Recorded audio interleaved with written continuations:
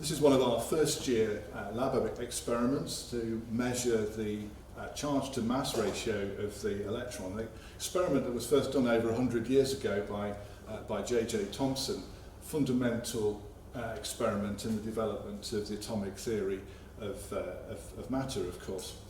So we've got an electron beam generated due to acceleration of electrons in a high voltage, 5 kilovolts, as you can see. And then the beam progresses across this cathode ray phosphor and lights up where the beam hits it. So at the moment the beam is of course just going across the screen in a straight line, but we know that there are forces on charged particles when they're moving due to both magnetic fields and electric fields, and we can do both. So if I apply the magnetic field, you can see that the beam deflects downwards in a sort of a circular trajectory. You only can see part of the circle, but it is circular. And conversely, if we apply the electric field across two parallel plates above and below the screen, we can deflect the beam in a parabola the other way.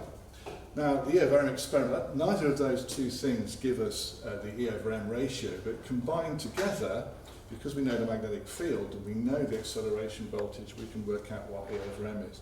So the experiment is to balance the two forces due to the Lorentz force components, and once we balance those, then we can determine the charge to mass ratio. Okay, so this experiment is a gamma ray spectroscopy experiment. What we have here is some little uranium-bearing rocks, and what we're doing is the photons are going inside this little chamber here. They're exciting the thallium atoms inside there, and they're producing light, which is then amplified by the amplifier here and set up, and you get the display up on here. So if I run a measurement now, so we should be able to see a few of these peaks here, and what we're seeing is different energies of the different peaks, and that relates to different isotopes or elements or various different things within that uranium transition. So essentially what we've got is a histogram here of different energies. So there's an energy scale along the bottom here. So each peak has its own energy.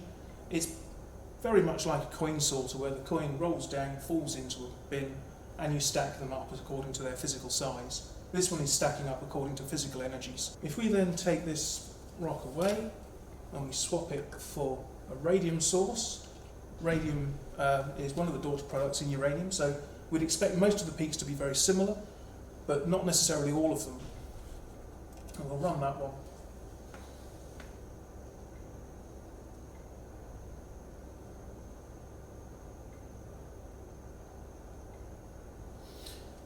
So you can already see that there's a few little peaks here which are very slightly different. And this is the radium, these are the daughter products. So you can actually use this to identify different compounds and different elements, isotopes. So one of the main uses for this sort of thing is to actually identify different radioactive isotopes.